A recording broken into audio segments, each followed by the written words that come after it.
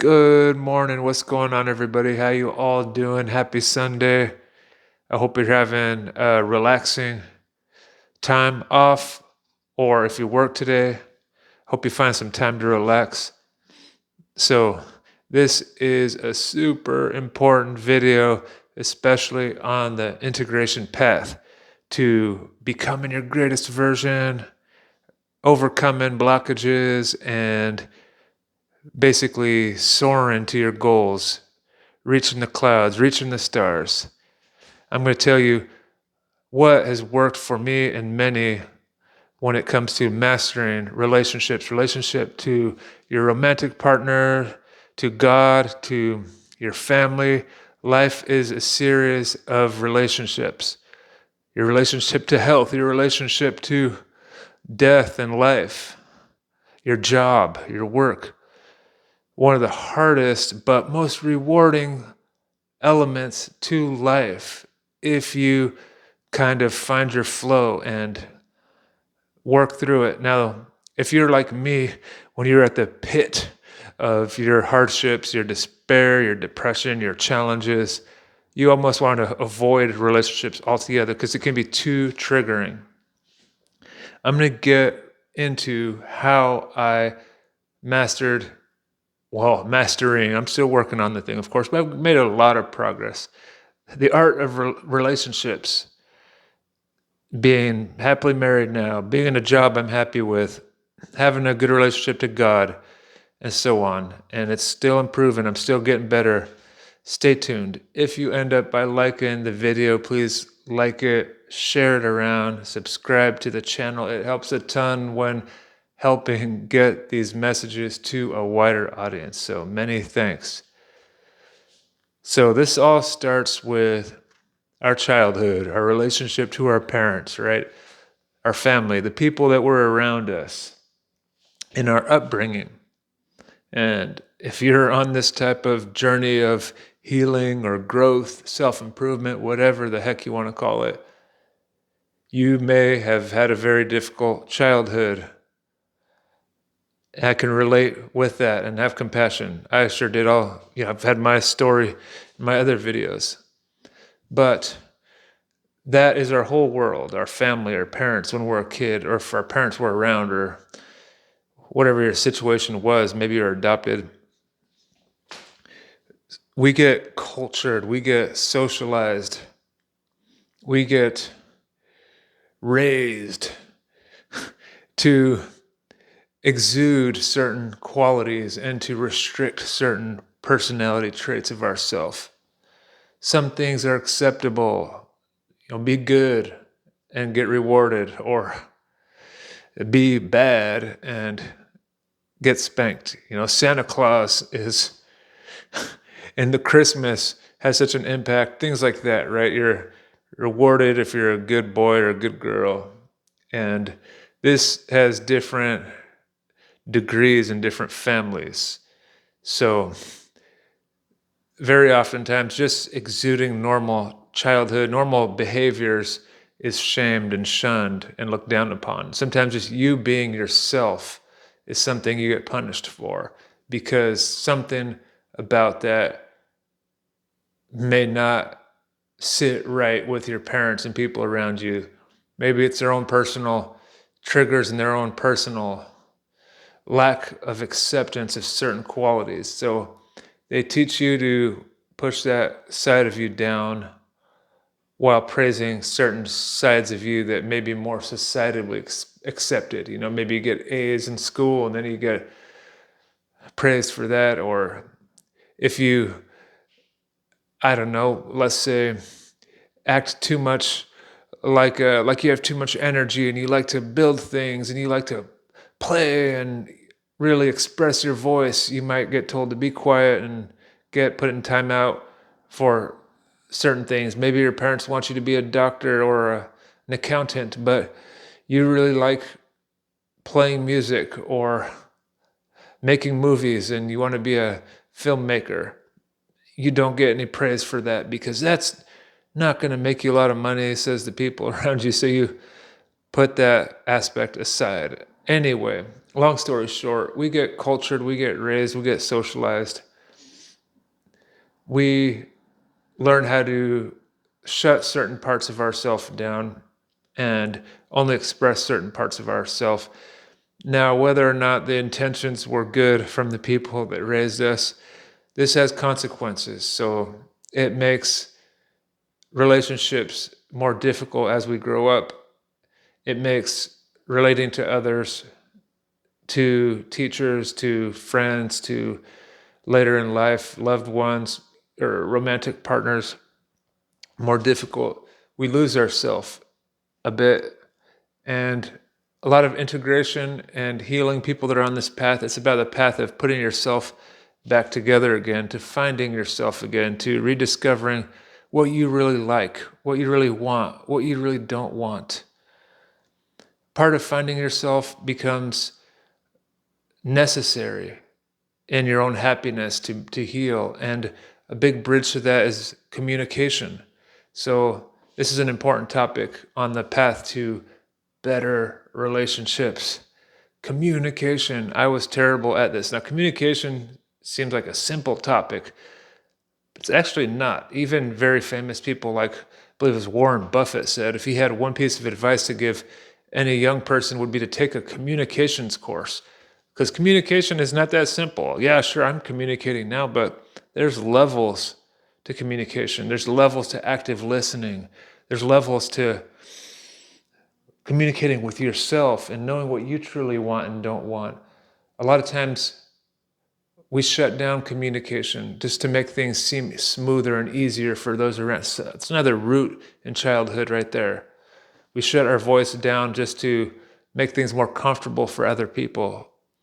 So communicating what you need, what you want, your boundaries with others is so key. If you're abused or neglected, especially, you lose a sense of boundary. And it can be difficult to gain that back, but it just takes practice. That's what I'm here to say. If I had a key thing I wanted to express in this video the most, it would be practice, practice. Life is a practice. Things get better with practice and repetition. I used to be a fitness coach, a personal trainer. I still teach yoga. And repetition, repetition, muscle memory is what it's all about. You do a movement, a squat, more times every day or a few times a week maybe, you're going to get better and better at it. So it's all an exercise. I have a lot of exercises for integration. Learning how to communicate is an exercise. Learning how to have better relationships is a practice that gets better with practice and commitment. Just like in exercise, you've got to have commitment to really want to get better, a goal to want to get better at relationships, a goal to get better at push-ups or fitness or yoga or whatever your fitness goal is. It's the same thing with these type of integration exercises. Have a goal and then have an exercise plan, have a strategy. So a main exercise to get better at is the exercise of communication. It could be really hard in the beginning. It could make you, I remember my hairs would stand up on my arm when I would talk to my boss about how I felt about something, because I had some really challenging job experiences when I was young, and I would just kind of take the abuse, so to speak. I would get the crappy shifts, work graveyard shift, work really late at night till midnight, and just not communicate that that wasn't good for me until I burned out. And then I'll just get mad at my job. And that happens in our partnerships too, right? Maybe one partner is doing all the dishes all the time. Maybe you're the one doing the dishes all the time, and just to make them happy and comfortable, you just like let it happen. But in your mind, you just start getting bitter and upset, and things like that can break a relationship after a while. Maybe it's other things. Maybe it's your partner is up all night on the computer or the phone, and not giving you any care, or maybe never giving you any appreciation. Now, do you just throw their whole relationship away? Maybe there's good parts of the relationship that's worth. No relationship comes without challenges. Maybe the relationship does need to end sometimes. And that's true. I'm not discounting that. But a lot of times a relationship's not just worth throwing away. A job's not just worth throwing away. A lot of times if you're very wounded, you want to just throw it away and start over. But if you're like me, you realize that some of these patterns repeat itself. You leave this relationship only to see that some of these same dynamics repeat in the next one, because a lot of our past childhood wounds, our childhood traumas will repeat themselves over and over again in our relationships. Another key point to focus on, and testament to why it's good to practice this stuff and have a goal of it. A lot of us just get mad at the other people and get in the blame game. And yes, other people have a role in it, but we also have a role in standing up for our values and our boundaries. Values and boundaries were a new topic to me on my healing journey. I really want to highlight this as well. So we got communication, values, and boundaries. Like, what are your values? What do you stand for? What do you believe in?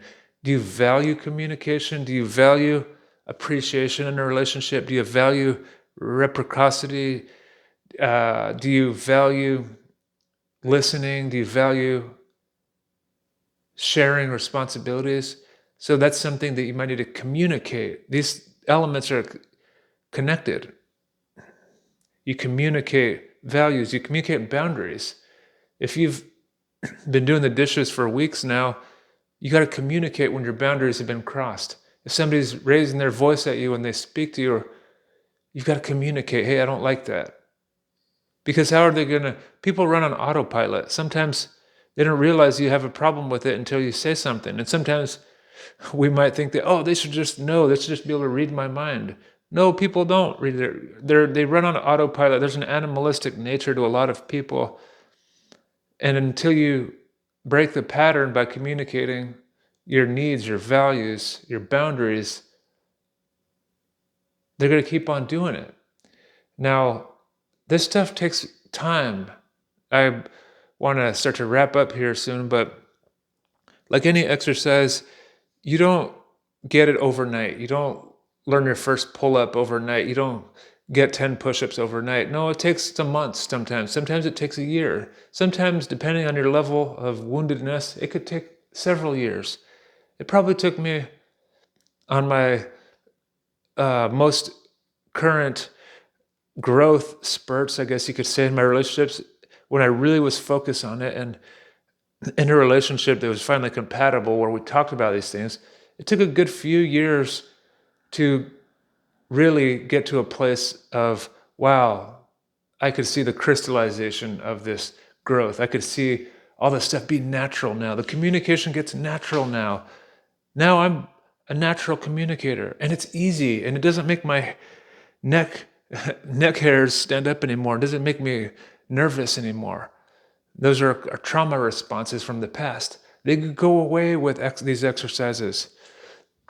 Before, when I'd think about communicating, I'd get scared because, when you're a kid, you communicate how you feel. You get told to shut up sometimes if you're raised in a certain type of household.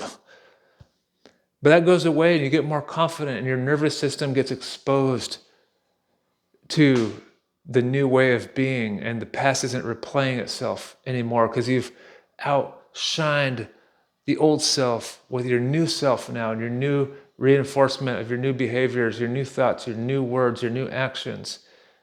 Integration is all about putting these new feelings, thoughts, and perspectives into action. And relationships is the perfect platform to do so. It's a sandbox, if you will, for building your new self.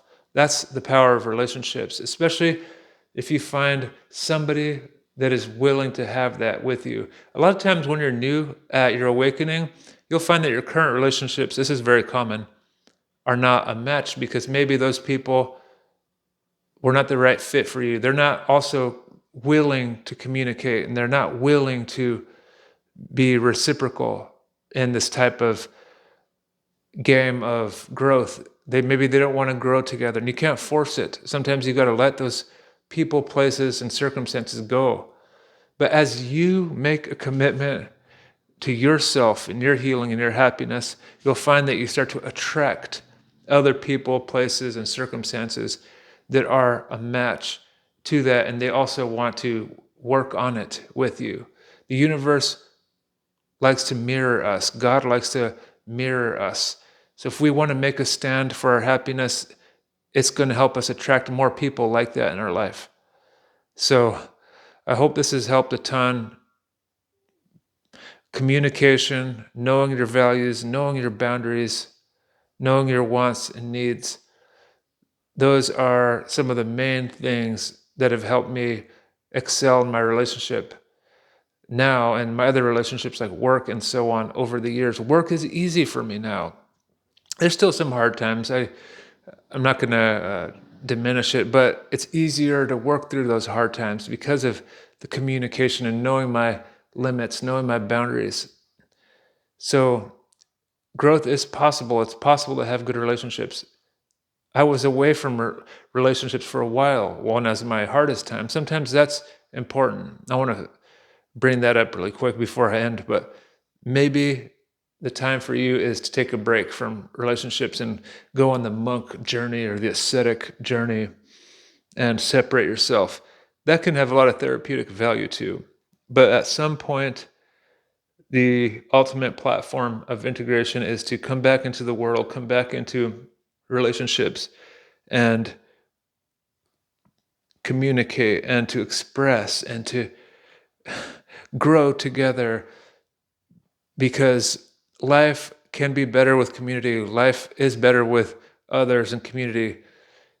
It's just when you're wounded, a lot of times the triggers, the arrows, the pain is too much to bear. So sometimes it might be the right time and place for you to separate from that. But coming back and having a better sense of community relationships really is wonderful, and it's worth striving for. I hope you all found some value in this video. Please like, subscribe to the channel, share it around. It helps a ton. So many thanks. Take care. Peace.